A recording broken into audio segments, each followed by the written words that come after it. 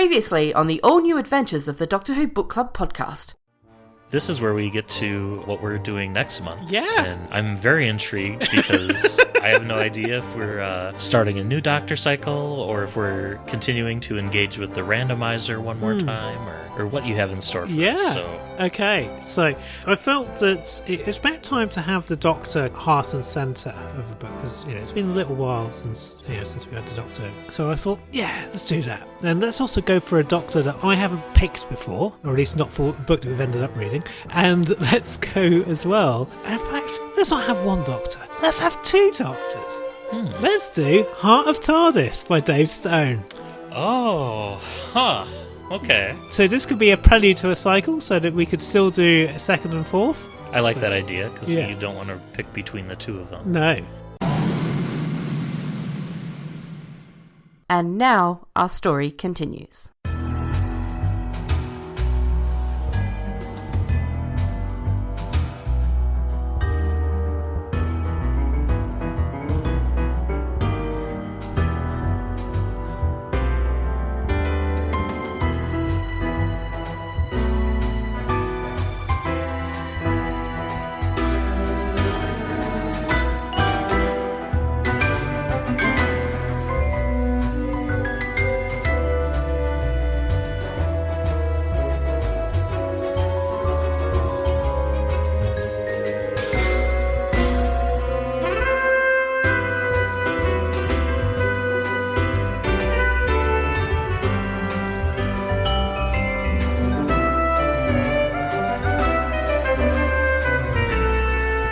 Welcome, everyone, to the all-new adventures of the Doctor Who Book Club podcast. This is Matt in Minnesota.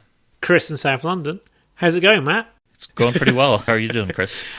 Okay. We have just had the wettest February on record, and also we have had much storm winds, which may get referenced later. But it's sunny and stuff, so it's, yeah, I guess. Spring maybe starting? I don't know. We're still about a month away from that here, but we got some sunshine today, so that's good. That's good, yes. So we're recording this right before the Series 12 finale. What have you been thinking of the second half of the series so far? I've been loving it. Yeah. It just frustrates me because I kind of thought, right, if we could have done this in Series 11, why didn't we? I found the writing gripping and the characterization and the acting all been solid. It's been good fun. And also, as well, because my other half very much enjoys gothic fiction. And she hasn't been enjoying so much the Jodie era. And I think a large part of that was she was put off by season 11. But when she realised, oh, hang on, they're doing a Mary Shelley episode, she was all in. It was a bit like, for me, like watching Sherlock or something, where she was just exclaiming with delight at each reference that was being made. So I'm glad that we've now got to the part that both of us are happy and excited watching Doctor Who. How about you? Yeah, I've really, really been liking it. Praxius was good. I kind of liked how expansive that story was in terms of locations, even though a lot of it was shot in South Africa. I like when they're globe-trotting around the world sort of thing, and they're not confined to England proper. Yeah. And I really liked Can You Hear Me and some of the character development in that, and the haunting of Village Diodati, that one was great too. Well done. I didn't try saying that. At least I didn't say the haunting of Villa Villacula, which is a Pippi Longstocking reference. Oh, okay. Right, fair enough. Yes. So for the Ascension of the Cybermen, the first part of the finale, I loved that the 80s look is back of the Cybermen. It would have been really cool if they had gotten David Banks in to do some of the voices, just to change it up from Nick Briggs a little bit. Yeah. The drones, I was kind of ambivalent about, but I really wish one of them would have swooped down and snapped onto the heads of one of the villagers. I thought that would have been an interesting way to be cyber converted. And I did notice there were lots of shots of power lines in the distance in the future, which maybe the colony had those in, but it seemed like in some shots they didn't wipe those out. I was going to ask, who do you think Brendan is? Yeah. Because I know there's a lot of speculation there. There is a lot of speculation. So when we were watching it, we both thought that it was he was Ashad the Cyberman. Mm-hmm. However, I watched it a second time, and I now think it's the Doctor. Just because we keep on focusing on clock pieces. So I think it's the Doctor or it's the Master. Or he is an example of what the Time Lords are up to, possibly, in some big dark secret. And he's going to be a pivotal character that we haven't seen yet in the finale. One other possibility is he could be Graham's granddad. Oh, I didn't think about that either. Huh. At one point, shortly after a Brendan flashback, or Brendan whatever it is, we were reminded that Graham's surname is O'Brien. I think that's least likely. But it's still interesting kind of speculation. I guess I'd be really surprised if it turns out that he's not the lone Cyberman.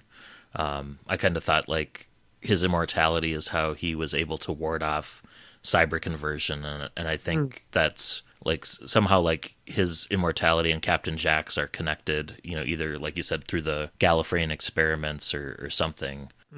But yeah, I mean, I could be wrong, but that to me is like the most obvious sort of answer. But it was also cool seeing them back on location at Southern Down Beach. I loved going out there. It's so beautiful. But I think they might have actually shot on the beach next door to Southern Down, because there wasn't so much the black sand beach, and you had the rock kind of rubble going all the way out to the ocean. But definitely the same vicinity. Yeah, I recognised it. I mean, not having ever been to the beach, but I just went, oh, that looks pretty similar from photos I've seen. So this is why recording in South Africa is so good, because I think we are exhausting the different locations that we could film in South Wales. I was a little maybe let down that the Master appeared at the end, just in that I was really hoping that it would have been nice to have a Cyberman story without the Master, and we haven't had that since 2 Doctors ago. Closing Time, I think. Or maybe Nightmare in Silver were the last non-Master Cyberman sort of stories, but we'll see what happens. I'd heard about the anagram in the cast list of Barak Sturmis. Oh, Master is back, yeah. Yeah, Master is back, and the fact that he was playing a character called Fack Out, like Fake Out. So I was like, yeah. And also, I kind of figured that the Master would be back anyway. You don't just cast Sacha Derwin and just have him in like 2 episodes. Well, the finale's in a few hours, so we shall. Yes. So, dear listener, you will know.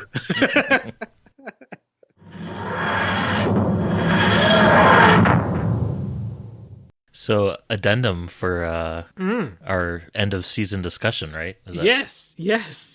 So, what did you think of the finale? I enjoyed it. I mean, it was. I like the fact that things are different, however, nothing has really been undone. So I think that's quite skillful. That you can kind of go, oh yeah, there's a whole lot of new mystery, but we have more or less left a lot of the old stuff alone. And also the half-human thing seems even less likely. Or more likely if Earth's at the other end of that tunnel. Well, you never know. Could be one giant loop. Yeah, half-human could still be there. My headcanon with the half-human bit was always that, the 7th Doctor, after being shot, he probably got quite a bit of blood transfusion. So I always took it to mean that, maybe it's just the 8th Doctor's incarnation due to, potentially having human blood in his system when he regenerated. But that, again, just kind of my own headcanon. Interesting, yeah. Because at the time I remember taking it literally and thinking that it was a very good explanation as to why he kept on coming back to Earth. And I didn't have an issue with it. But as years have gone on, I was like, yeah, it's a bit daft. Anyway, Timeless Children. So, yeah, I like the fact that you can still have the other. Yeah. And looms. You can still have looms. Yeah, it's still pretty flexible, I think. Yeah. And that shot of what I assume was Rassilon, Omega, and the other, but the other could be I'm blanking on her name. Is it Takune? Something that sounds slightly Aztec, yes. Yes. But she could potentially be either Rassilon or the other. Or it leaves it open for the Doctor still being the other too, potentially. Yeah. At first, I guess I felt a little cheated in that I thought that they were doing the same thing to the Doctor that happened to Rey in Star Wars, where it really did appeal to me that, Rey didn't have like special parentage or heritage, and it was just kind of like the everyman, you could just be anyone. And I like that about the Doctor as well. And I'm like, oh, now the Doctor has this special destiny. But then I thought a little bit more about it, and I realized, like, to your point, that nothing's really changed, much like the 9th and 10th Doctors carrying forward that survivor guilt. The Doctor's motivations for escaping Gallifrey haven't changed. Nothing that had affected William Hartnell's, as the first Doctor's decision to leave the planet, his mind was wiped, so he didn't have that backstory at the time. So in that sense, I feel like, the more I thought about it, I'm like, no, they really did do a good job of kind of protecting that aspect of it. If you would have asked William Hartnell at the time about the Doctor's origins, he probably would have said he was a space wizard from the far future, sent back in time, and had no concept or idea of Gallifrey, and all that came later anyways. Yeah. I thought from a story point of view, I mean, away from all of the kind of like the mythos, I thought it was exciting television. And I think it's important to make sure that you're still telling a good story whilst doing a lot of retconning or adding an extra con or whatever. No, unlike, say, War of the Daleks. Yeah. I thought it was solid. I loved the scenes in the Cybermen suits with the TARDIS family. I just thought that was just so lovely, just seeing them clunking around. But I did kind of wonder how that works. Yeah, those a little bit of a head scratcher. Some of that may be better left off screen in terms of that. But I do like how each of the members of the TARDIS team got their own moments to shine throughout, whether it was, Graham's talk to Yaz or Ryan with the cyber bomb. And holding his own there, or Yaz saving the day and being the first one through the portal. All of that was really powerful. And I really want a Big Finish series now with the Ruth Doctor, or as the BBC have started referring to her as the Fugitive Doctor. Kind of like, I guess, how like the early merchandise for the War Doctor called him the Other Doctor or whatever. But yeah, I was very happy that she was back, even if it was just in a Matrix sequence. And Yeah. Oh, you needed to have her come back. You definitely need to have her come back. And also, so I'm going to voice a slightly controversial opinion, is that one of the guest actors, is someone who, whenever they've gone on screen before, I've never particularly enjoyed their performance. And it's, I can't remember the name of the actress now. Oh, dear.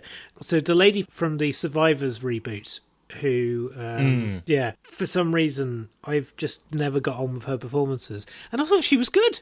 She was good in this. But also, I've not seen her since, because there was like 14, 15 years ago, she was in Survivors, and she was in, I think it was going to say Bone Kickers. And anyway, let's be positive. She's very good in this. Yes. But I've heard other people raving about her performance in Survivors, so it might be that, I'm missing something, which I'm known to do. Because I'm definitely not in step with fan opinion on a few things. So.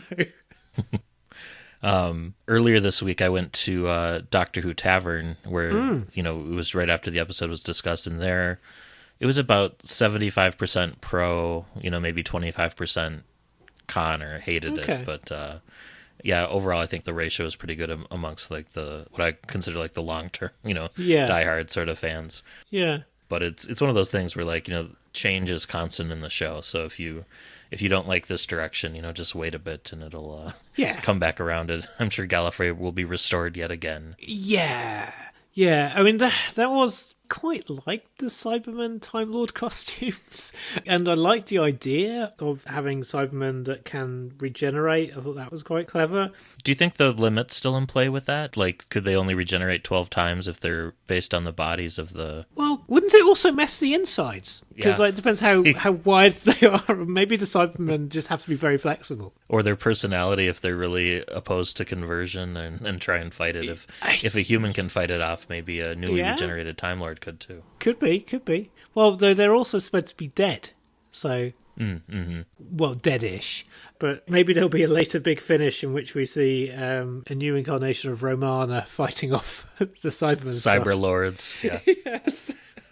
And there was the Master's 80-yard line at the end where he's like, "Hey, everyone, come in here," as the Capitol's being destroyed. And I wondered about the shrinking of the death particle, too, and whether or not that shrinks its Potency? area effect or the circumference, because the explosion sphere at the end seemed really small, kind of only encompassing the Capitol. So I suppose it really depends on if the death particle acts more as a virus or maybe more like a one-time EMP in terms of its effect on organic life, but to be determined, I suppose. It could also have been a bit overhyped, the death particle. Yeah. He had been carried around inside for a long time. Maybe it had an expiration date. Yeah, it could have had like a half-life, and so it might have gone off a little bit. And as you say, you don't know what the TCE does to things. But speaking of the TCE, there's a wonderful thing. Did you hear about Sacha Dhawan and Stephen Moffat having a chat last year before the season started airing? No, what was that? Because Sacha Dhawan is in Moffat's Dracula. Okay, and so they were having a little chat, and Sacha Dhawan said, "Oh, I'm going to be in Doctor Who," and he went, "Oh, really?" Yeah, so, I've been learning to say all these odd things like tissue compression, and Moffat just gave him a look and was like, "Okay."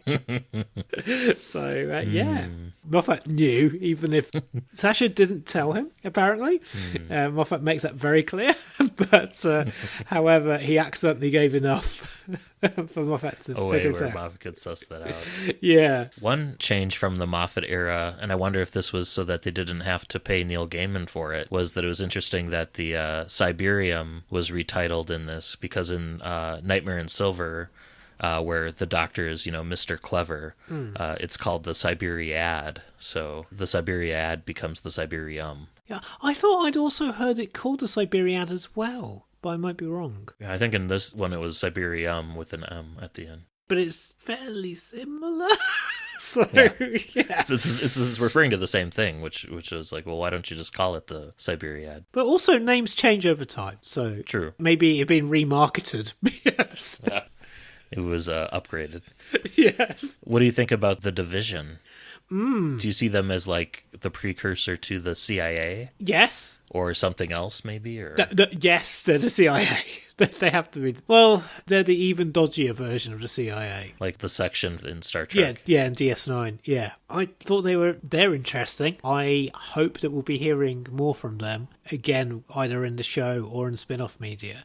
I do hope that we do see some more stuff emerging from this next season, whenever that is. I'm looking forward as well to Revolution of the Daleks, again, whenever that airs.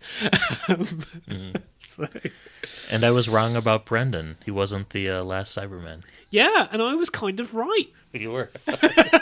He was the Matrix overlay of the Doctor's previous experiences. I don't think I said it was the Matrix overlay, did I? No, but you said it. In some way, it could be the Doctor, yeah. The Doctor, yeah. Because of all the focus on like the timepieces and stuff. And I love the fact that in the Matrix overlay, it's assuming that Gallifrey is an island. I think that's nice. That's quite sweet. Now, is she with the what at the end, kind of echoing, the Tennant era? Is that prison supposed to be Shada? Because it looks very similar. Yeah, to how it's portrayed in the recent animated version. But I don't know if it's just a asteroid prison or if the Jadoon are now running Shada. If the Time Lords have abandoned it or what. Yeah, I suspect it might be just one of these things that will be there for fans to kind of go, oh yeah, but it's not going to be a large point. But the funny thing was, I started saying what almost at the same time as she was. Not because I was just thinking, oh, we're a callback to David Tennant here. I was just going to go, what's going on now? And how that's going to tie into a Dalek story. That'll be interesting to see. But so are we really going to have to wait for like 2 years for the next series then? Is that the deal? Well, they're not going to start filming until the autumn, is the plan. And I think, and I don't know, given the way that things appear to be going in the world, I suspect there might not be a lot of filming of anything happening. Who knows? Well, I hope Jodie sticks around for like a total of maybe 4 series, just to break that streak of 3 per Doctor, but you never know. Yeah, I don't know. I have this sense that possibly this might be her last, but I'm very happy for Chibnall to stick around because he's definitely he's on an upward curve. Mm-hmm. I think I'll always prefer Moffat. I think I'll always prefer the Moffat era. For me, that was a high watermark, and so I think the Chibnall era is never going to be 100% to my taste. But it was so much better this time round, and it was more interesting, and there was some proper scary stuff and some wild, crazy ideas. Yeah, I agree, and I think too that over time, I think Series 11 will be maybe reevaluated in hindsight, because I do think it's important that, for a show to have been going this long, that you do kind of hit that reset switch and give the characters, especially the Doctor, some breathing room to just let smaller stories unfold. And so I'm glad that happened, but I'm also glad that the stakes have been raised, in the ways that they have been since then. But it's, in terms of contrasting it with the series before, it's like night and day. But yes. Especially in a rewatch, I think people will maybe over time come to appreciate that Series 11 kind of gives them a little bit of some breathing space, maybe. Yeah. There also, as well, I'm still slightly concerned that I'm not having too many people having conversations with me as casual viewers of the show, which used to happen quite a lot with Tennant and with Matt, and to a lesser extent with Capaldi. So that is a little bit of a worry. But however, I think if you keep on telling stories of this quality, people will find their way back. Yeah, you build it, they'll come. It depends on how they treat the off period too, where, are they going to continue to promote it with books? And Big Finish, of course, is still going to be doing their own thing throughout the throughout the hiatus. But the BBC could also strategically do things like how they did, recently by putting all of Torchwood up on iPlayer. They could do the same with maybe the Capaldi and Whittaker eras, for fans that might have trailed off after the Matt Smith era, making the series very easily accessible in case people do want to take advantage of the time and maybe catch up. Yeah. Yeah, it was also, speaking of the Torchwood thing, it was interesting because it did make me wonder if Captain Jack was going to reappear. And I still think he's going to reappear in Revolution of the Daleks. That would be a good place for him, and I kind of want to go back and just rewatch his scene too to see like how he knows about the last Cybermen or why he's delivering this message now, kind of in context for now that we know what that turned out to be, how it might have turned out differently had the Doctor heeded his warning versus not, and what was motivating him to do that. So hopefully Chibnall picks up those loose threads and lets us know. Well, I've heard a theory that Captain Jack was on the run from the Division. Oh. That could be. Possibly working for the Division or something. So could it be the Jadoon, or maybe not? Maybe. Because they were already... But it seemed like something else. Yes. Time will tell. Yes, as it always does. Right. Okay. Right. So that is The Timeless Children done, I suspect, and season 12. So, yeah. Indeed.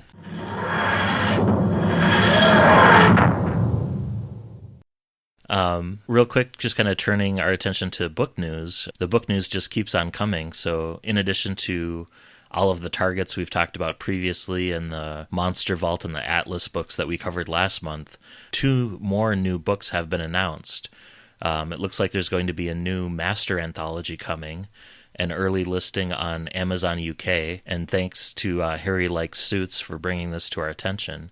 It's called I Am the Master, Legends of the Renegade Time Lord, and has Sacha Dhawan on the cover. And I guess it would sort of be a prequel or sequel, depending on your Master Order headcanon, to 2018's The Missy Chronicles.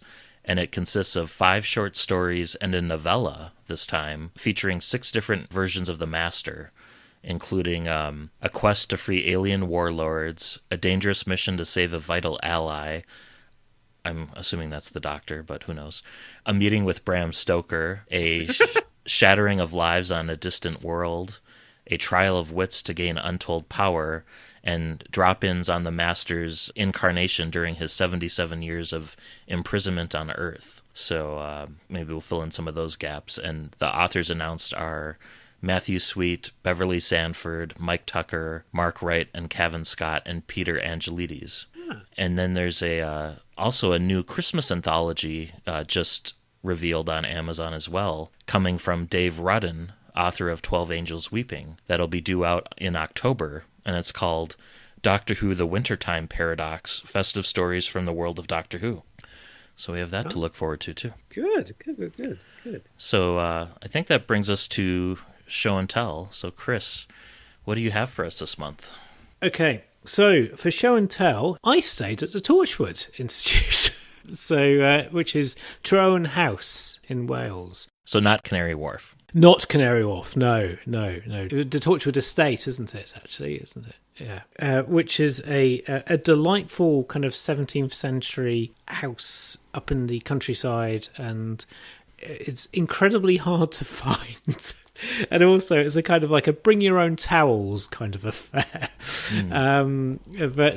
We went up there for a writing retreat that Lauren was taking part in, known as the Writing Haunt. Shall we say it was suitably gothic, because it was also when Britain was being hit by one of the strongest storms in about 7 years, with 80-mile-an-hour winds.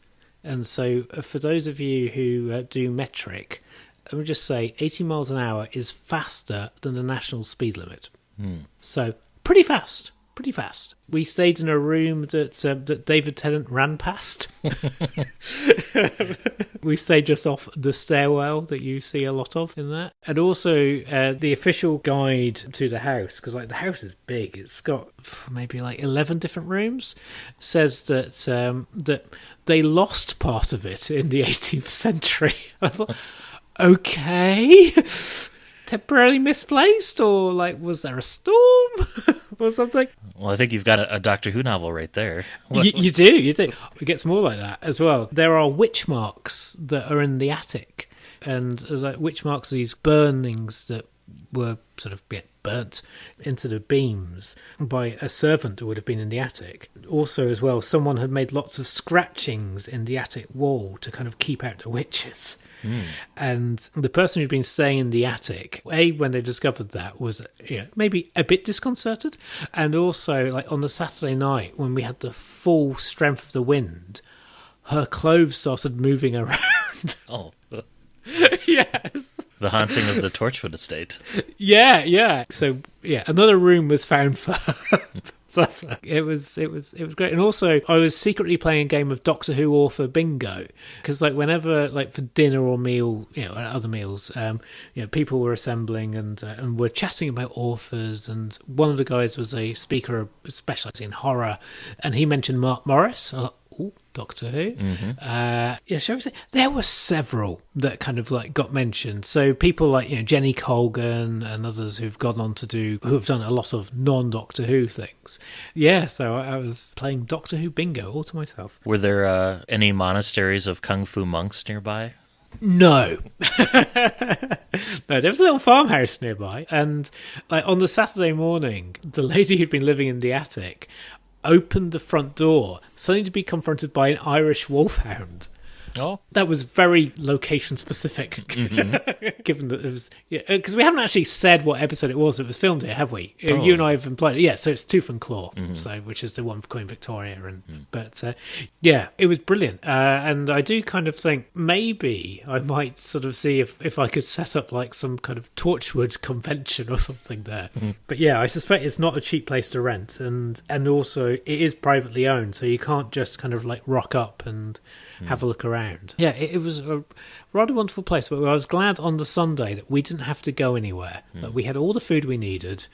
Because some bits of one of the windows blew in. Oh, no. On the Sunday night, we were telling stories by candlelight with bits of plastic kind of over where flapping in the breeze. Yes. Well, breeze. Yeah. Yes. Well, so that's very cool. It was fantastic. So Trowan House. It has its own website. So if you do fancy having an amazingly creepy weekend with a few friends, go and have a look. You can rent it out. So, how about you, Matt? So instead of a tell, I've got a show this month. And it's a sequel to an earlier show and tell from several episodes ago. So at one point I talked about the Bluebird Dalek playset that came out in 1997 and how much of a aberration it is in terms of Doctor Who fandom and it even existing. Recently, on our Twitter thread, someone posted pictures of a prototype of a sequel set to that, which would have featured the Eighth Doctor and the Master, the Eric Roberts version, who's dressed for the occasion, in a prototype TARDIS with the council room and the cloister room and the Eye of Harmony. So that was kind of cool. But that inspired me to finally decide to buy a second Bluebird Dalek so I can open one of them out of the packaging. So I'm about to do that now, live on air. Ooh, live? Excellent. I've got my second Doctor Who in the Domain of the Dalek set, and I'm destroying the collectability by opening it up right now. Smell that 1997 air. Well, there it is. And the Dalek has like a little ball bearing built into it, so it can go down the ramp, and I can see look, that's kind of cool. I can see inside the TARDIS and see the console room in there. I've never noticed that before. Tom Baker's still doing sort of a half squat, so that hasn't changed. But yeah, it's my favorite piece of Doctor Who merchandise ever, so now I can actually play with one on my desk here. So Cool. Very nice. So that brings us to Heart of TARDIS, our book this month, which is by Dave Stone. And I guess maybe in lieu of talking about Dave Stone, I figured I might just read the author blurb, such as it is, at the back of the book. Feel free to chime in with any additional tidbits, but it says about the author. Dave Stone is truly a prince amongst men, and women for that matter, and they all agree he is quite possibly the highest pinnacle to which humanity can ever hope to aspire in form, thought, and deed. Swordsman, bon vivant, polymath, these are just some of the words he knows how to spell, all of which make the current unavailability of half of the 11 odd books he's written more upsetting. He also writes comics. Rumors that he personally ended World War II, the British slave trade, and that he single-handedly pulled down the Berlin Wall with a pickaxe are entirely true, but he doesn't like to talk about them. Mr. Stone is currently living in a cardboard box under the Plaistow New Road underpass. Maybe Plastow? Plaistow. Plaistow? Yeah. When asked to comment on this new work, Heart of TARDIS, he says, "What? Who? Buy me a drink, you blank." We wish him well. So that's what he wrote about himself. Anything you'd add? No, he's always come across as being, shall we say, somewhat eccentric. So, yeah. I know there was one year he was scheduled to attend Gallifrey and he wasn't able to make it because he had, I don't know if it was some issues with customs or getting into the country, but I think he's made it to subsequent galleys, but not the one I was at. Oh, well. And the structure of this book, to say it's busy is a bit of an understatement. So it includes acknowledgments, where he talks about how this book was inspired by a short story he wrote for the Perfect Timing 2 anthology. It includes a preamble about how to use triple asterisks, 3 kind of lengthy opening quotes, followed by a prologue, then 25 named chapters, and then an epilogue, and then an appendix with 3 stories in it. Yes. Yeah, there's a lot going on. There is. So shall we just start the book? Let's start. Yes. Yeah. We should mention that this book has the second Doctor and the fourth Doctor on the cover. So looks like we're in for a multi-Doctor story. Yes. Should I go ahead and kick us off? Yeah, go on. All right. So the book opens with the second Doctor believing that he's found a way to bypass the anti-theft protocols which have prevented him from steering the TARDIS properly. But in order to do so, he has to disconnect certain failsafe systems. Time Crash comes to mind here. When he attempts to materialize in 20th century London, the TARDIS goes into a bit of a spasm and apparently materializes just outside the city of Lichburg, which is located in the American Midwest in an unnamed state. And shortly after the Doctor and his companions emerge, they witness a terrible car crash. And although it's too late to save the young man in the driver's seat, the doctor finds and decides to help an unconscious young woman who was thrown clear of the car just before it burst into flames. And when he tries to get some medical equipment from the TARDIS, he finds that the dimensions of his ship have shifted, making it impossible to enter. So it's kind of similar to what you get in Father's Day, I think. Yeah. And then the Doctor, Jamie, and Victoria. And I think this is our first book with Victoria, too. Yeah, I think you're right. I think we've experienced the character a few times in short stories, but this is our first Victoria book. So they make a makeshift trellis to try and drag the young woman into town for help. But they're confronted by some police officers and are placed under arrest. And then the doctor is questioned by Police Chief Clancy Tilson. And this is where our dramatic reading comes in for the month, read by listener and friend of the show, Chaz Barnum. So without further ado, here we go.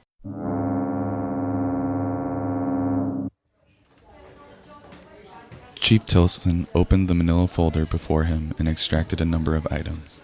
"You were brought here and we took mugshots," he said, flipping one of the photographs across the table for the little man to peruse. It was completely fogged.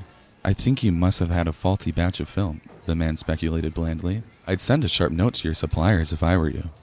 Tilson showed him another item. "Your fingerprints. We took your fingerprints too."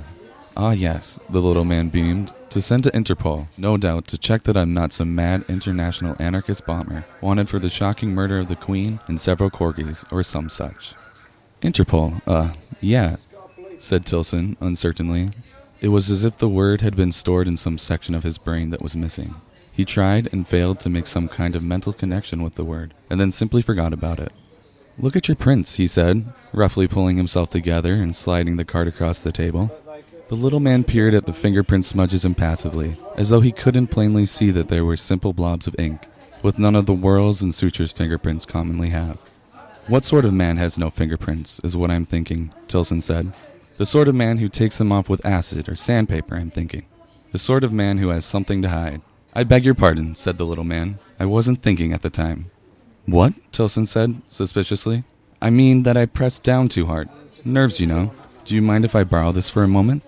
Tilson's steel-case ballpoint pen, presented to him at the inaugural annual Sons of the Frontier dinner some years before, was suddenly in the little man's hand. Tilson, who had simply pulled on an overcoat over his pajamas, being woken up an hour before, had been completely unaware of even having it on him, although he now seemed to remember putting it in his overcoat pocket some while ago. The little man meanwhile was industriously rubbing the nib of the pen over a finger, which he then pressed with theatrical lightness against a corner of the fingerprint card. He held the card up, and without even looking closely, Tilson could see a perfectly ordinary print.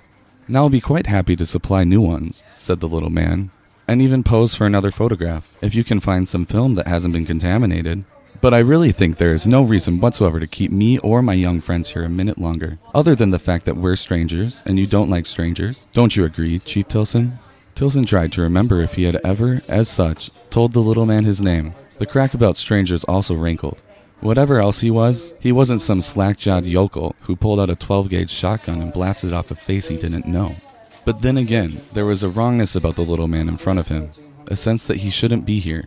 It was like that show he had seen on the Discovery Channel, about how baboons or some kind of monkey killed other monkeys who were not a part of their troop, or the feeling you get in a room when someone walks in who is not welcome. Thinking about it, he could see how things could get out of hand. All these recent murders had tensions in the South Street precinct running high. The papers and the TV news hadn't made the connection between them yet, merely reporting each case as and when it occurred. But within the police department itself, there was a sense that people were looking for somebody to blame when the big story finally broke. Tilson was not the most perceptive of men, but even he could see how the two patrolmen, Billy Joe Wojciechowski and Johnny Bob Garcia, could have instantly and blankly suspected a group of strangers, simply for the fact that they were strangers out at night. "Murders?" the little man said sharply. Tilson must have muttered something out loud. "What's this about murders?" There was something in his tone that cut through all the police chief's layers of suspicion to hit some automatic and reflexive core. Like the little man was a teacher, snapping out a question that you had to answer instantly. "I think you'd better tell me all about it." And to his great surprise, Chief Tilson found himself doing just that. Thank you, Chaz, for reading that. Yeah, thanks, Chaz. And listeners can follow Chaz on Twitter at Captain Mysterion, and Captain is abbreviated CAPT. And so, as the dramatic reading just mentioned, the doctor's questioned by the police chief, and the doctor learns that there have been a number of gruesome murders in town recently. And although the modus operandi appears to be the same in each case, some of the murders have occurred on opposite sides of town within minutes of each other. So it likely isn't the work of a single person. Yeah, it's it's an interesting start, isn't it? Mm-hmm. Also, as well, there's a brilliant... So before there's the car crash, we see there's, shall we say, an interesting series of scenes at a drive-in cinema where there's the young male driver who ends up dead is trying it on with his date. And also we see some incredibly B-movie scenes from the film, which are a little bit kind of eye-rolling. And I think it's supposed to be deliberately eye-rolling. But yeah, it's flavoursome, shall we say. In the prologue, we meet a Lieutenant Hasterman who's going to an appointment at the Fitzroy Tavern. Yes. And it's mentioned that in 50 years' time, he suspects that a bunch of pulp fiction writers and radiophonic actors will hang out there. Yes, and so Fitzroy Tavern is, of course, where I think still to this day, though I've never actually been, there's a monthly Doctor Who meet-up, and that was where some of the New Adventures authors and some of the Big Finish folk would hang out. Anyway, right, okay, and so whilst I wonder why I have never been to the Fitzroy Tavern, we'll carry on with the synopsis. Because that's what you're thinking, isn't it? Yes. Just as someone who goes to the Minneapolis version every month, a bit of a head scratcher, but do drop in someday, perhaps. Yes, I think someday. Well, I don't work anywhere near it, but anyway. So back to the plot. Catherine Delbane we encounter, and she is an agent of the British government's Provisional Department, which is a network of secret agents that report directly to the Prime Minister. And so this section seems to be, I would say, well, it's in unit time, isn't it? So it's the 70s or the 80s, depending upon your view of these matters. And so Catherine Delbane's current mission is to infiltrate UNIT and expose its secrets and basically bring it under the control of the British government. And she's also doing a lot of auditing. And because basically she thinks that there's a lot of very strange things that are being told, and she's suspecting there may be fraud, all that kind of thing. So, and she's trying to figure out what it is that UNIT actually does. And she finds the disused laboratory of a Dr. John Smith. It's very nice to see UNIT referred to by its original acronym, the United Nations Intelligence Task Force, instead of the current one. And while she's searching the lab, UNIT is raided by what seem to be men in black combat suits, armed with dart guns, and we encounter Sergeant Benton, or RSM Benton as he is now, and who manages to warn Delbane before he succumbs to the effects of the gas. And she tries to call for help on the emergency field telephone that she found in Dr. Smith's laboratory, but the phone doesn't work, and before she can flee, she's confronted by one of the attackers, who doesn't seem to be entirely human. And as he sprays her with anaesthetic gas, she kind of goes down chanting these alien words that she's never heard before in her life. And when she wakes up, she learns that Brigadier Lethbridge Stewart has been kidnapped. So that's 2 books on the trot, isn't it? And Special Branch and the Provisional Department that she works for have taken charge. And her department head, a guy called Crowley, tells her that due to all of this, British unit is going to be disbanded, and its responsibilities will be taken over by the Provisional Department. And Delbane realises that she's been used as a pawn by Crowley to increase his own department's political power. So there's a lot to unpick here. But one thing I am going to sort of say is the Provisional Department has to be based on The Professionals, which was a sort of TV series in the kind of 70s and 80s about a British law enforcement department. And the head of that was a character called Cowley. So one of several TV shows that are going to get lots of reference. Yes. Yeah. That was a kind of a wonderful scene where Catherine's going through the Third Doctor's abandoned lab on Earth, and you get kind of a lot of callbacks to different adventures and stuff. And I thought Dave Stone did a good job in that scene, just presenting, like, without a kind of veering into melancholy sort of thing, but just her realizing that this Dr. John Smith has left a bit of a void by his absence. And then Sergeant Benton and the Brigadier have kind of a great scene where they're referencing, I think, the Silurians, and they realize that Catherine's walked into the room, so Benton starts ranting about Sicilians instead. Yes. And then the Brigadier reprimands him, and Colonel Crichton from the Five Doctors, who also later heads up the Forge in Big Finish, both he and Captain Yates get a mention too. And also, with the Sicilian thing, it could also be accidentally referencing Ghosts of Endspace. Oh, yeah, that's right. With the Brigadier's Sicilian heritage. Yeah. And why he was took so much offense at it, yeah. Yes, maybe. Yeah. So then we go to an interesting scene where the Doctor and the first Romana are breaking into, it's like a collector museum sort of thing. And this book says it in the back blurb that it follows on from Stones of Blood. So I checked that out on BritBox, and it turns out that at the end of Stones of Blood, you don't really see K9 enter the TARDIS, where they say, like, hey, go in, and then there's a wide shot where you can still see his ear on location, where you can tell he never really entered the TARDIS. So I'm wondering if that's like a retcon of that moment where they forgot him in Wales or wherever that Cornwall one is set. Or Cornwall, yeah. Yeah. Yeah. They locate K9, or a dormant version of K9, assuming it's the same make and model, but you never know.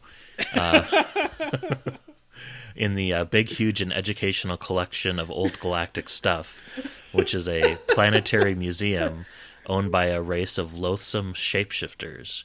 But the Doctor's cunning plan to retrieve K9 consists of smashing a hole in the display case, grabbing him and running, and then barely escaping for their lives. The Doctor had a couple of points in time where he could pick up a version of K9, so he settled on this museum. But then he says to Romana, well, I couldn't very well steal him from that happy young man's birthday in 20th century Manchester, could I? Which is a reference to Queer as Folk by Russell T. Davies. Ah! Okay. Which aired the year prior, where Stewart gets Vince a K9 for his birthday at the end of the first series. So I think happy, read gay, if for young man. But a reference to Queer as Folk in there too. Cool. Okay. Interesting.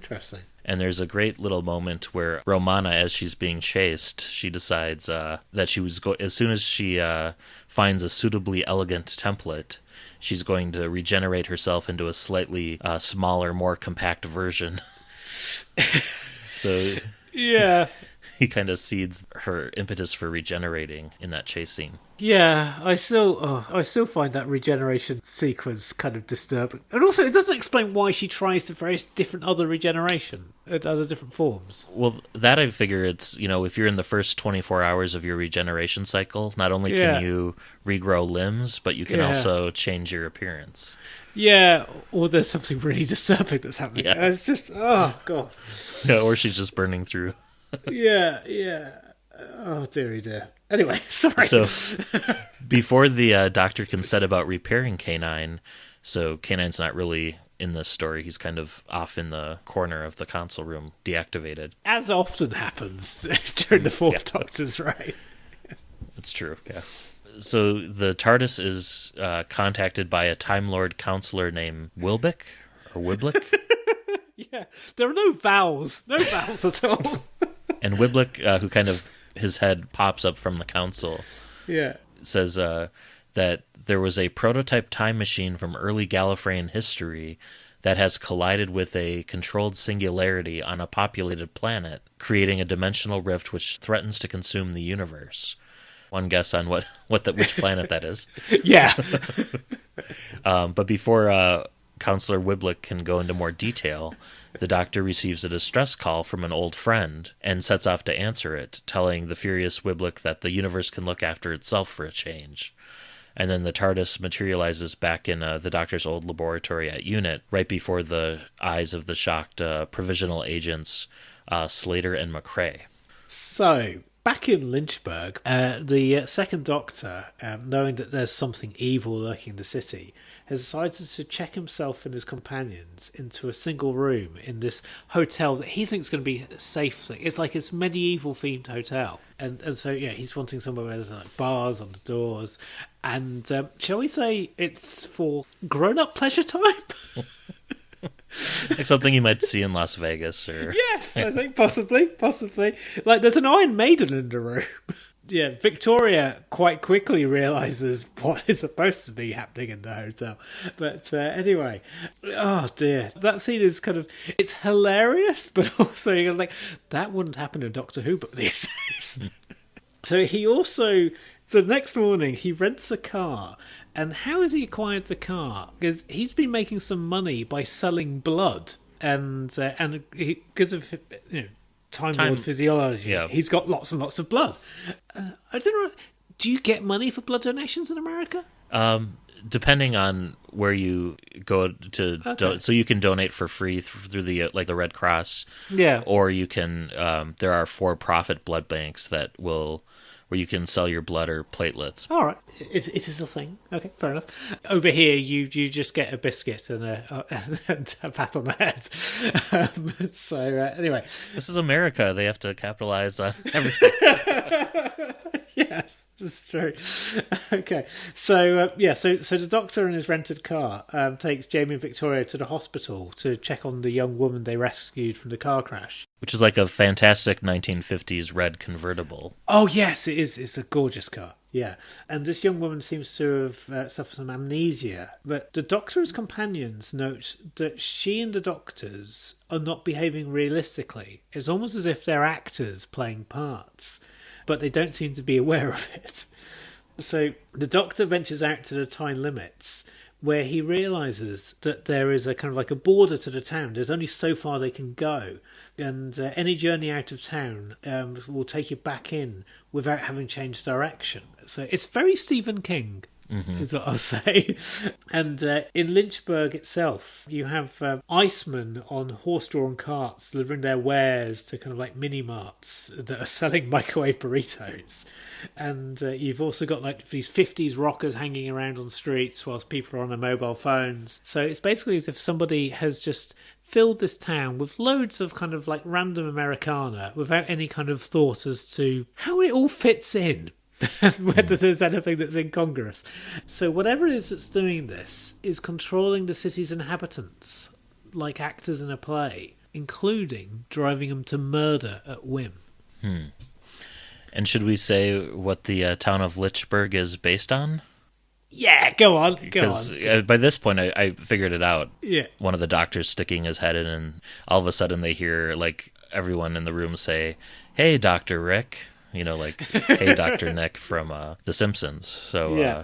Lynchburg is based on Springfield, right down to the bronze statue in the public square, and the principal of a school who's taking care of his aged mother. So Principal Skinner sort of, and then the bartender is named Mo. There's several Simpsons references throughout this, including a three-eyed fish at the end of the book. And also the fact that we are never told which state we're in. Because at one point you look as if you're about to be told, and then it suddenly it gets obfuscated. Mm-hmm. The Quickie Mart is there, and everything is...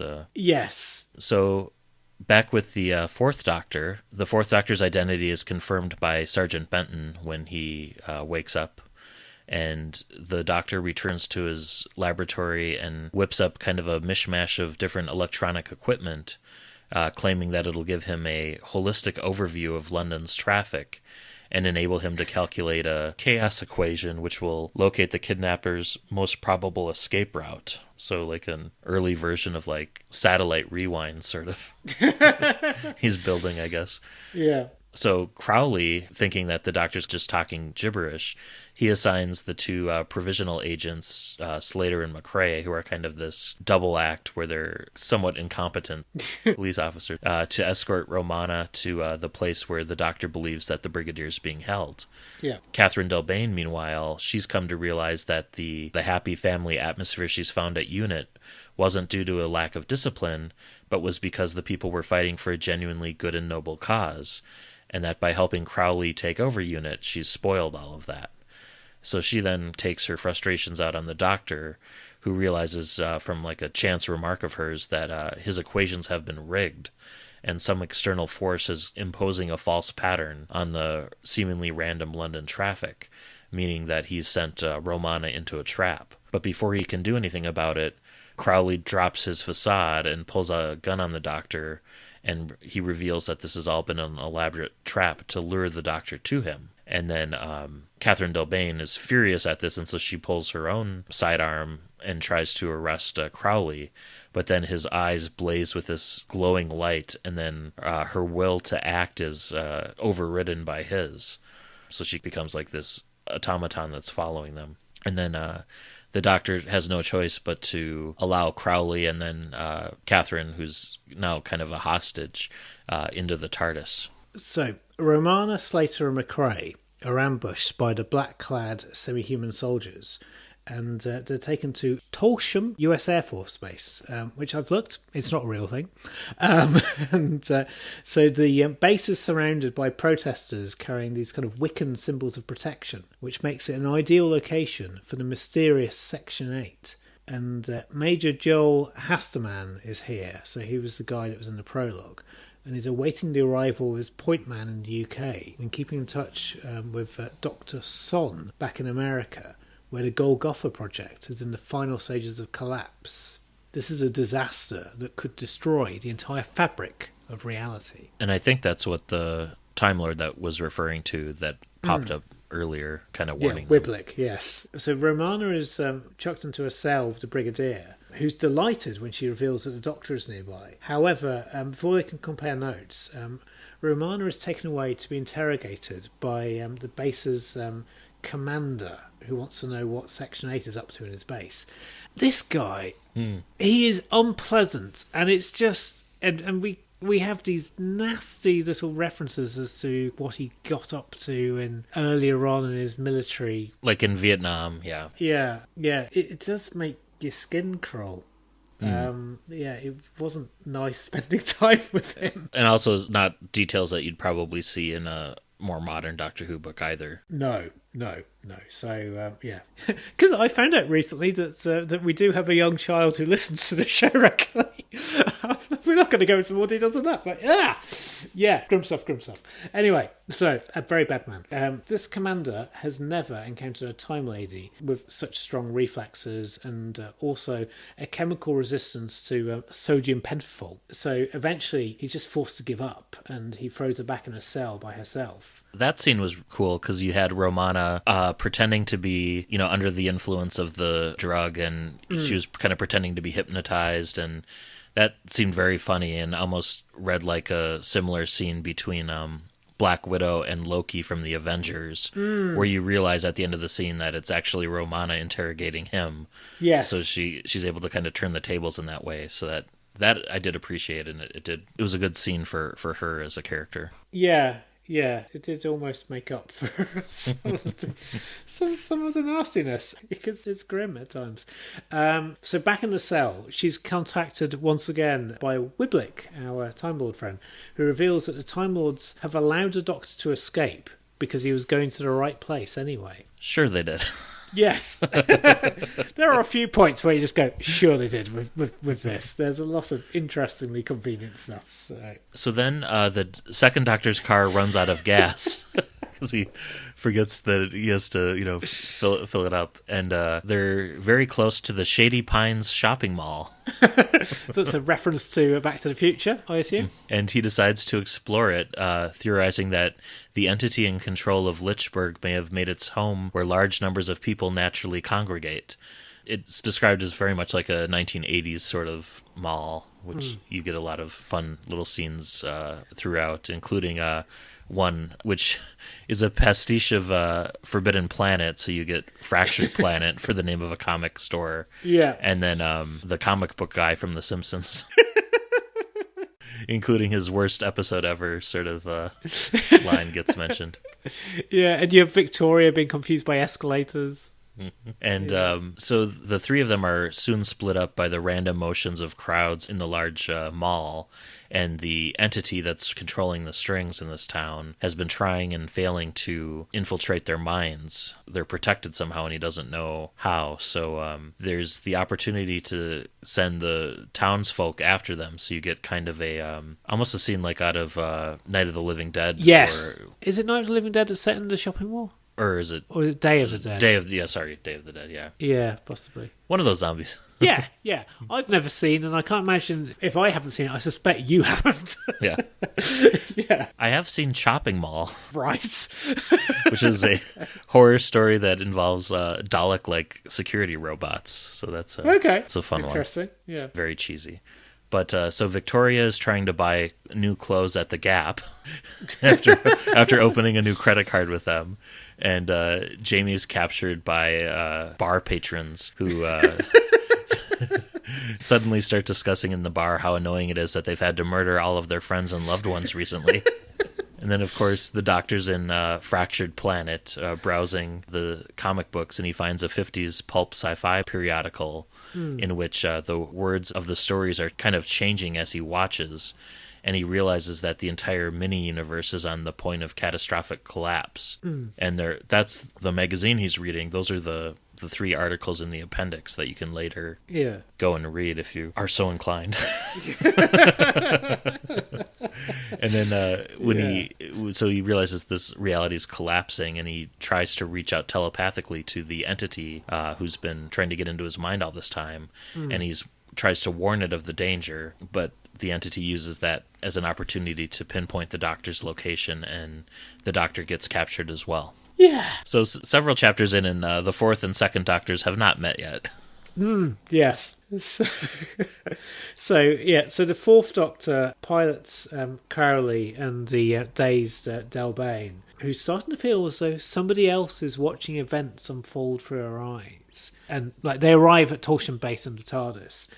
And there, Crowley is revealed to be Aleister Crowley himself. Who do we need to explain who Aleister Crowley is? He was a real life, very creepy fellow who was kind of active in the 20s and 30s of the 20th century. Was possibly a practitioner of magic, maybe, or he seemed to think he was. I didn't realize he was a real person. So Oh, really? Yeah. Yeah, no, he's a real person. Yeah. Huh.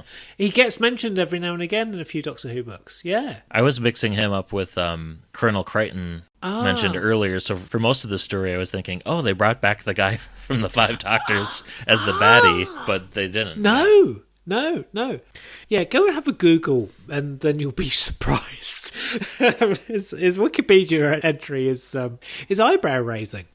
Yeah, he's an interesting guy. His parents were, I think, fundamentalist Christians, and he was involved in, I think, parts of Satanism and stuff like that. He certainly, shall we say, he rejected his upbringing spectacularly. Yeah, a very real person is Aleister Crowley. So Aleister Crowley, according to book, was recruited by the Americans in World War II in much the same way as former Nazi rocket scientists, and for pretty similar reasons. So it seems that the upper echelons of the Nazi government had some small success in using magic to gain personal power. And once the Cold War had started, the Americans were investigating the military possibilities of magic. I don't know about the truth of some of that. However, I know that the Americans were doing some investigations into kind of psychic experiments in real life. Well, and I know I use it in quotes, the History Channel, has a seems to have a fascination with Hitler's exploration of black magic, and so you get specials like Nazi time tunnel and looking for the Spear of Destiny and all these odd weird things that don't seem to have much truth to them, but it seems like it was an active thing they explored at the time. So yes, and not only just the Nazis, but like you said, like America with CIA experiments, and just to see if any of this held water. Yeah.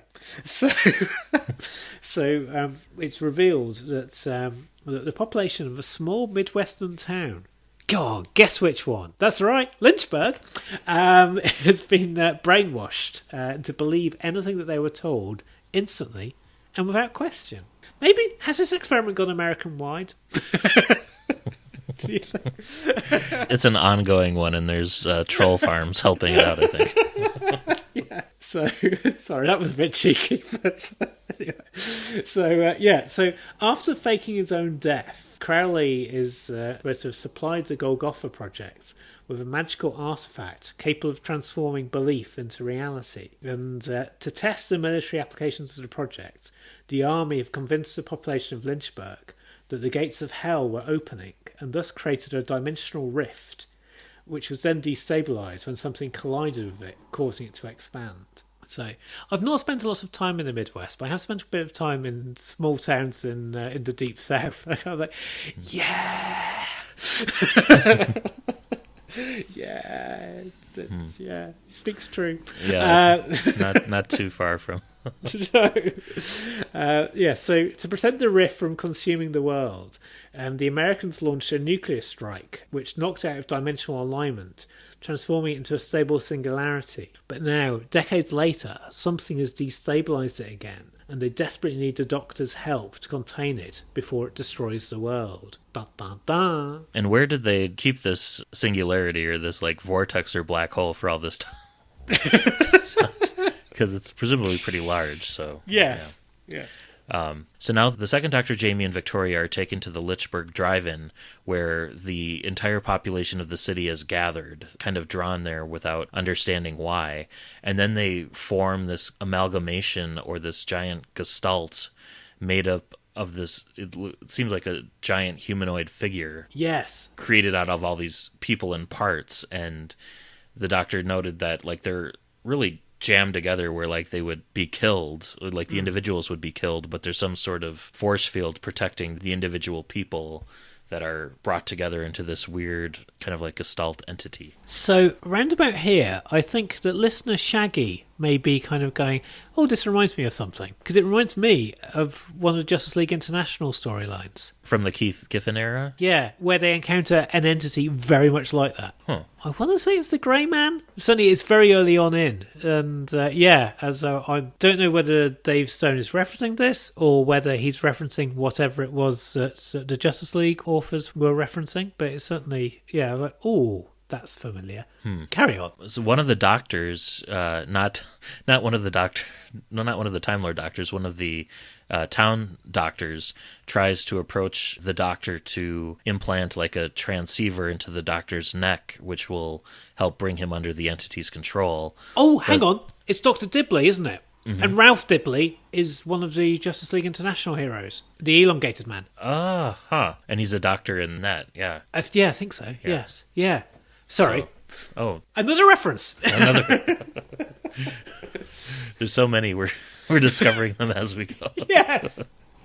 The elongated man tries to implant a transceiver in the Doctor's neck, but the Doctor slips away at the last moment, dodging him, and Dibley falls onto his own scalpel that he was approaching the Doctor with, which kills him. And then the Doctor's upset about that, that he indirectly killed someone. Yeah. And then for the first time ever, someone under the entity's control has died by accident, and the shock drives the controlling entity momentarily senseless, which gives Dr. Jamie and Victoria time to escape the giant. And then realizing that the entity they've been looking for has been hidden behind the drive-in movie theater screen this entire time, the Doctor investigates to find the wreckage of a prototype time machine from his home world, and a test animal which had been placed aboard the machine, the last Gallifreyan Wop Rat in existence. And whenever I saw Wop Rat, I was thinking Womp Rat from Star Wars, but it's kind of this weird cross between a spider and a rat, which of course causes Victoria to scream really loud. And before the Doctor can stop him, Jamie kills it with his dagger. And not only has he just killed the last Wop rat in the universe, Jamie's killed the entity which was controlling this universe, the town they're in. So within minutes, it's going to collapse entirely and take everyone inside with it. So this prototype TARDIS was launched similar to how the U.S. and Russia, used to launch spacecraft with like dogs or monkeys inside it. So we now switch gears and go back to the Fourth Doctor. So the Fourth Doctor, so remember that Crowley and Hasterman are wanting the Doctor's help to contain this destabilizing rift thing, and he's refusing to help them unless it's on his own terms, though they threaten to shoot their hostages one by one unless he uses the TARDIS to bring the singularity under their control. But Romana, though, offers to do so herself, claiming not to be concerned should the human race wipe itself out. And, should we say, this Romana does come across as being quite aloof. It is very much the Mary Tam Romana, isn't it? Mm-hmm. So Crowley and Hasterman allow her to operate the TARDIS consoles, but instead of using them to restabilise the singularity, she materialises within it, and the shock of their arrival distracts the others just long enough for the Doctor and Romana to escape into the corridors with the other hostages. But Crowley, furious at this, drops all vestige of his human form and speaks a word of power that transforms Hasterman soldiers into demonic minions, as you do. And the minions tear Hasterman apart, and it's just like a throwaway in a sentence, isn't it? Mm-hmm. And given that we've spent so much time with Hasterman, I was a bit surprised that they just kind of like have a little snack on him, and it is just it's just dispensed with in just one sentence. I mean, I didn't want a lot of detail, but Yeah. And there's the implication, or there's the line that, because they do this in the TARDIS, so the white walls are all splattered with blood and everything. Yeah. But then there's like the offhand comment that the TARDIS is self-cleaning and it's gonna absorb all the organic matter, and you don't want to know what it turns it into. So maybe that's how the food machine works. Oh God, yeah, maybe. So the minions they pursue the prisoners into the depths of the TARDIS, and we encounter all manner of weird rooms, don't we? Yeah, we get the usual, like the swimming area and... Yeah, the swimming pool, but also as well you have... Is it the skin room? Oh yeah, a skin museum. That was super creepy. Yes, yeah, there's a bestiary, how do you pronounce it? The jungle room. I wonder if the Lady Cassandra ends up in the skin museum someday. Oh, maybe. But... the Doctor, Romana and Delbane have been separated from the Brigadier and the guys that are not the professionals now, Slater and McRae. And as they're fleeing, Romana tells the Doctor that the Golgotha project is a dimensional rift that the Time Lords want them to fix, and that its current unstable condition was caused by the Doctor's own TARDIS at another point in its time stream, materialising within it. Yeah, she's figured out what's going on. And you kind of have the TARDIS within a TARDIS sort of situation that you have with Logopolis too. Yes, indeed. So at this point, the Fourth Doctor and the first Romana make their way to the ancillary generator room at the heart of the TARDIS, which I think we saw in Journey to the Center of the TARDIS, which looks like Southern Down Beach. Which has, thanks to the nature of the singularity, now become linked to the same point within the second Doctor's TARDIS. So the two Tardi are connected. But before the Fourth Doctor and Romana can pass through the gateway, Crowley arrives and identifies himself as a Jericabeth, which is one of a race of energy beings or demons that replaced the real Crowley at the moment of his death, and has used the Golgotha project to unleash chaos upon the universe to try and remake it in its own image. And Crowley then draws the life force out of the minions and attempts to kill the Doctor and Romana, but Catherine Delbane suddenly drops her own human guise, revealing that she has been sent some time ago to keep an eye on him as kind of his minder.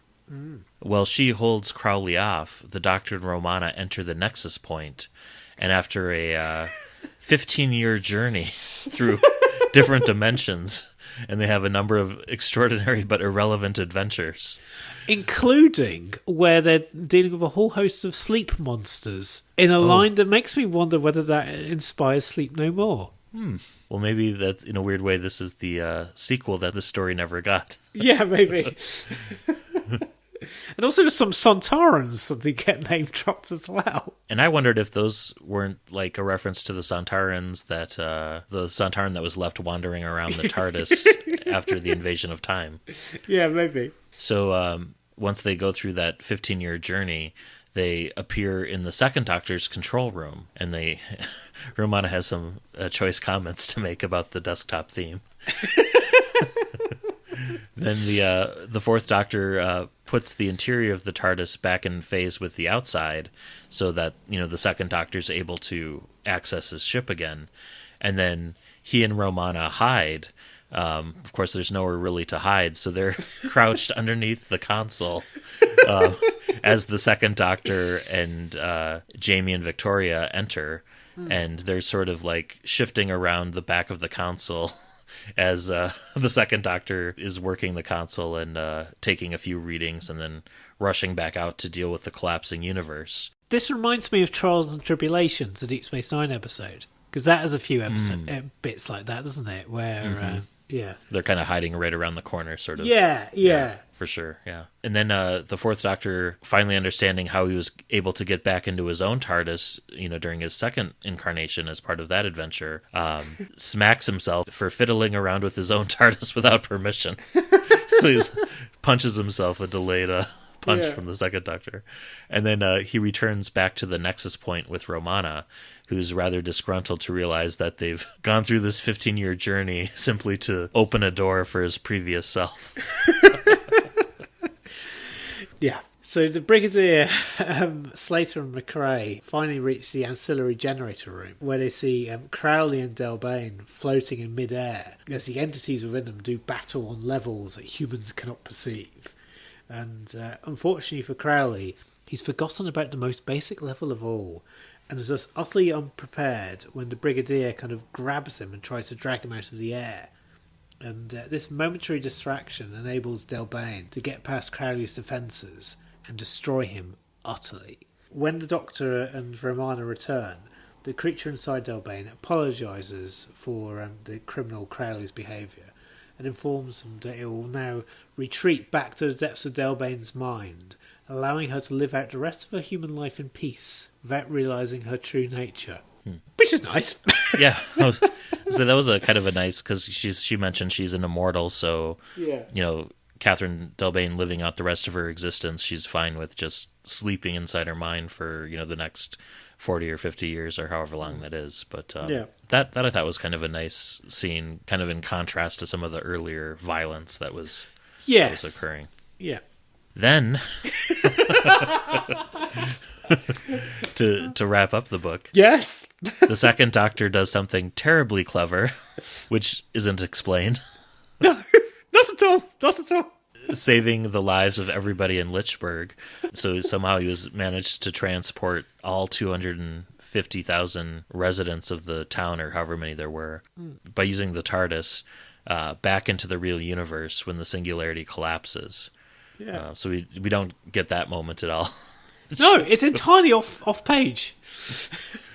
And then the second Doctor, Jamie and Victoria, then set off on their travels once again before any awkward questions can be asked.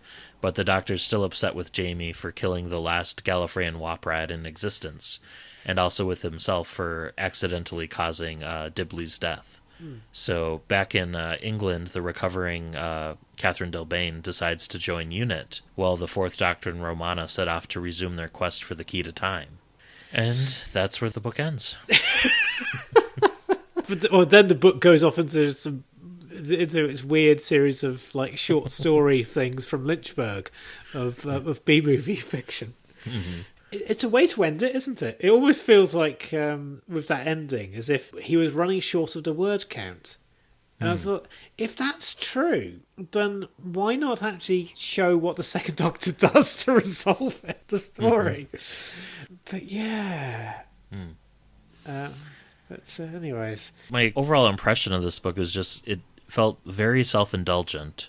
But I also have to remember that, in the context of the time, so, in the year 2000 when this was written, from a fan perspective, it felt like the show was never coming back. Oh, yeah. So in that sense, it kind of felt like the authors, were loosening up a bit and having a bit more fun with the narrative. But it does mean that, like, books like this, you get a Simpsons crossover, or books like Verdigris, you get Tomorrow People crossover. You could probably, if you include the novels, you can probably link Doctor Who back to almost any TV show. Yeah. So what did you think of this one? So I think the strengths of the characterizations of the TARDIS crews. Yeah, because I think they're all captured very well. We've spoken about how, like, this Romana is very icy cold, but she's quite wry as well, and like she's very dismissive of Earth technology, wonderfully so. And also, there's quite a few times where I was reading the Fourth Doctor's dialogue, and I could just hear Tom Baker delivering the lines. And Victoria comes to life in this book. Because you're seeing it through, quite a bit of it through her eyes as she's trying to understand 50s equivalent Lichberg.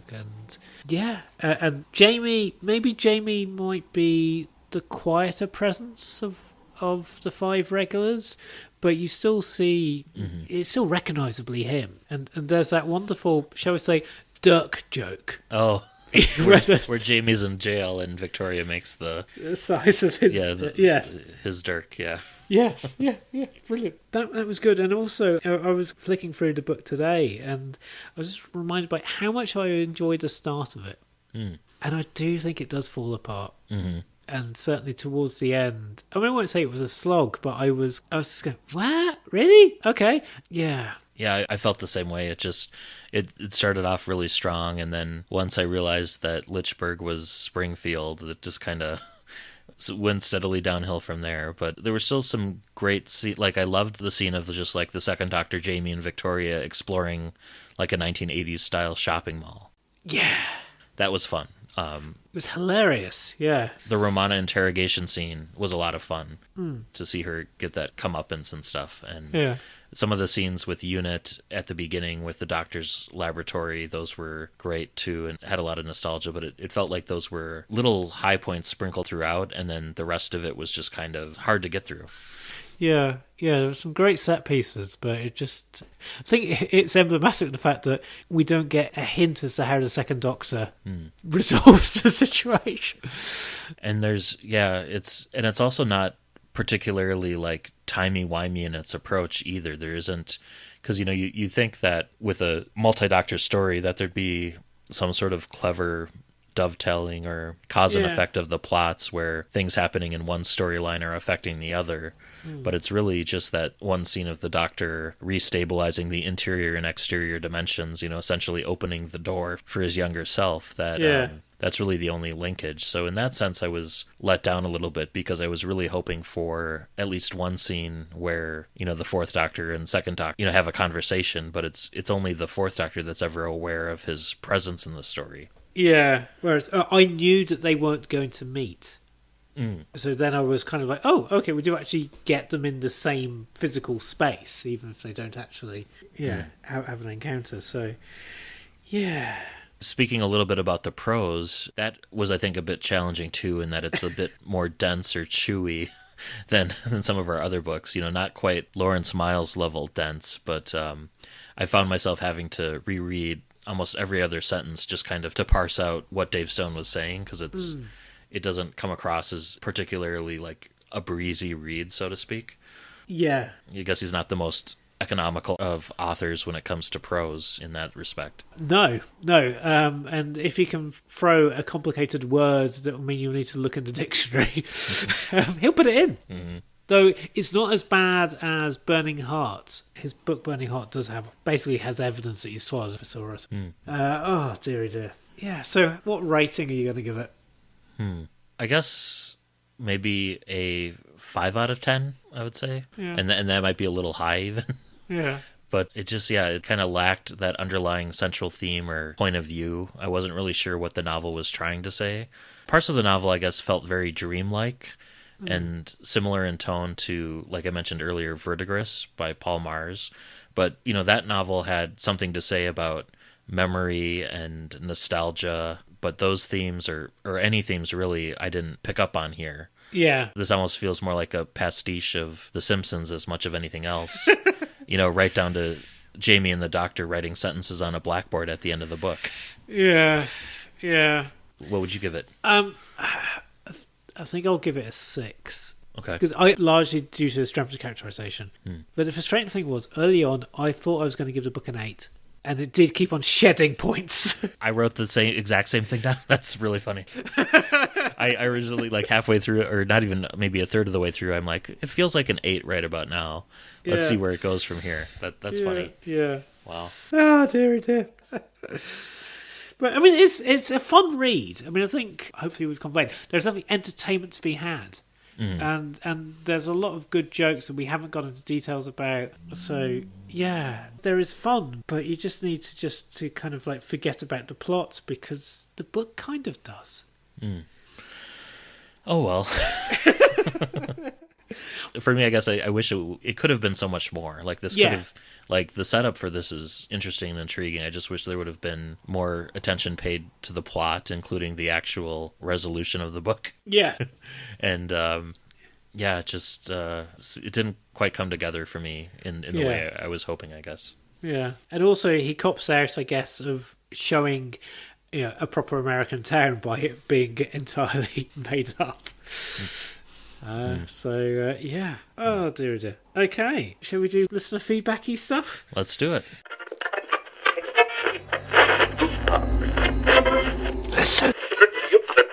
So this month we have another email. Oh, exciting. From Laura in Ohio again. I think she wrote in a couple months ago. She writes in praising us for our double feature last month of our Turlough and Harry books, and mentions that there's an additional novel that we could maybe consider as a companion chronicle. This one from Big Finish, and it's now out of print, called The Coming of the Queen, which is a book focused solely on Aramem. Oh, yes. I haven't read, but... Yeah. Okay. I also am not sure if that takes place before she joins the Doctor or after. I'm not entirely sure. I don't know. But she also points out that several companions have had their own spin-off ranges, not just spin-off books. So she mentions, of course, the Benny line, the Iris Wildtime line, as well as the newer Lethbridge Stewart series, which all carry on the spirit of the Companion Chronicles. She says she's also ready for more stories with the Doctor and is looking forward to this month's multi-Doctor story. I hope you enjoyed it. Me too. Yeah. So, listeners, feel free to send in your thoughts to andwbcpodcast@gmail.com, and we may read your comments on an upcoming episode. Yeah. And then in terms of iTunes reviews, we don't have any more reviews on the U.S. side, although we do have a new 5-star rating on the U.S. side. So thank you for that. That's good. Yeah, I'm not aware of any on the UK side, and also we haven't established whether the UK side is rest of the world or whether it's UK specific. So apologies if you have said things on other places. Yeah, we've had a few likes on Facebook. And also, I did a typo when I was announcing our Companion Chronicles episode, and my phone auto-corrected to Ian Master. Marta. So thank you to the people that pointed that out. Yeah. Well, that ties into a Twitter comment we have also about autocorrect. So, Davros 1736 says that... my favourite vintage, yes. Says that they need to track down both Companion Chronicle books we reviewed last month because they want to read them. Herald of Creation says that one of our 2 companion books is an enjoyable romp. I'm guessing he meant the Harry book. Yeah, and then so. Paul Cook writes that Harry is a good enough action adventure, and Furlough is, well, a book. And then he writes in, even his autocorrect doesn't like that book. Furlough and the Earthlink Dilemma. And we also have a great thread on Twitter about Torchwood book recommendations, so do check that out. Yeah, right. I think we've reached the stage, haven't we? We have. We have. Okay. Brand new Doctor cycle. Yes. That we're kicking off. Yes. And so I've got the entire range open to me, so I can pick anything. Really. You can. Yeah. Yeah. Almost.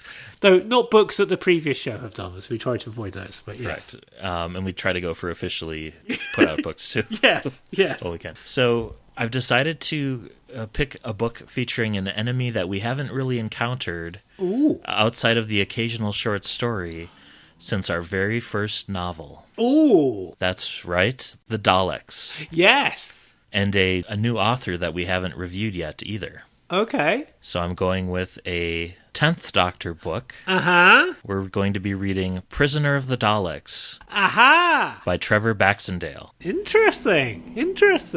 Good. Originally published in April of 2009, and it was republished as part of the Monsters collection 5 years later in 2014. Cool. And then it was republished again in a 2016 in a Barnes & Noble exclusive edition in the States, a gorgeous embossed omnibus hardcover along with the Remembrance of the Daleks Target novelization. And it's also available, if you don't want to buy any of the 3 books versions, there's an audio, which is unabridged and read by Nick Briggs. Cool. Who also uses his ring modulator when he reads the Daleks. Of course he does, yeah. Plenty of options to read and or listen to it. Also, it's in a lot of British public libraries. Oh, cool. So, So if you're listening to this in the UK, then, you might be in luck. Hey, wherever you are in the world, you're probably in luck. Because if you're a librarian and you're wanting to get a Doctor Who book, you'll probably get the one with the Daleks on the title. So have a look, folks. Have a look. So that's what we'll be reading for next month. And so we're going to count that as a 10th Doctor book, although technically he's companionless and it's after he regenerated. So it's technically a 12th Doctor book. What? If you go by Oh, right. Oh, yeah. that count. Well, who knows? After what we're going to watch tonight, maybe he's going to be... Maybe he'll be like the 23rd Doctor or something. Yeah. Who knows? Who knows? Well, until next month, this has been Matt in Minnesota. Chris in South London. Happy reading. Oh, we didn't mention the Minnesota bit. Minnesota gets mentioned in the book. Oh, that's right. Yes, sorry. Minnesota gets a mention. Yes. What part was... That's right. Dr. Sohn, in the epilogue, we are told that Dr. Sohn goes off to Minnesota, running yoga classes or something like that, isn't it? That's right, yeah. I forgot about that. How can you forget? Like, London gets referenced all of the time. I mean, yesterday I was in Bromley, which has been mentioned in 2 separate Doctor Who books that we've done. And it's not a place that's really worthy of much mention, well, at least the bit that I went to, but which was a very soggy field for sporting purposes. The first time Minnesota or Minneapolis gets mentioned in the series proper is, I believe, in... the Eccleston story Dalek by Rob Shearman. Oh, yes. As one of those places that that guy can go off to at the end after he has his memory wiped. Yeah. Well, very cool. Yeah. Sorry, I sabotaged the ending, but I just thought, no, we need to mention Minnesota. Yeah. So until next month, this has been Matt along with Dr. San in Minnesota. Chris in South London. Happy reading.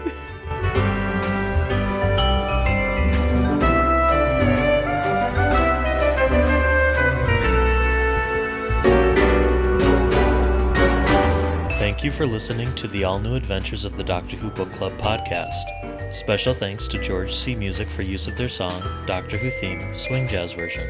You can follow us on Twitter at ANDWBC Podcast and like us on Facebook. You can support the show by leaving us a rating and review on iTunes.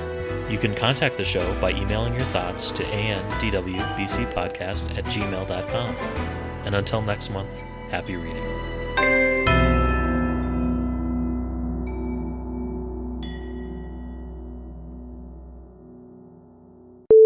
I might as well actually try and rewatch Heaven Sent and see whether my opinion of that has mellowed. I think my favorite thing about that episode is just that the first 10 or 20 minutes, there's no dialogue, whatsoever. Yeah. That reminds me, I think there's an episode of The Prisoner called Many Happy Returns, where Yes. the first 20 minutes or so is just him walking around the village, Yeah. no dialogue, and it's just really powerful in that sense. So Yeah. it brings that to mind for me, at least. Yeah. I also don't like that episode. See, I really like that one. Well, at least you're consistent, right? Yeah. Well, I think it's because I enjoy dialogue. I'm wanting wit. I shall speak with you next week. I'm going to Yes. hide off the internet now, and Yes, fair enough. I'm going to enjoy setting up my little Dalek playset here. Yes, and I shall go and make some dinner.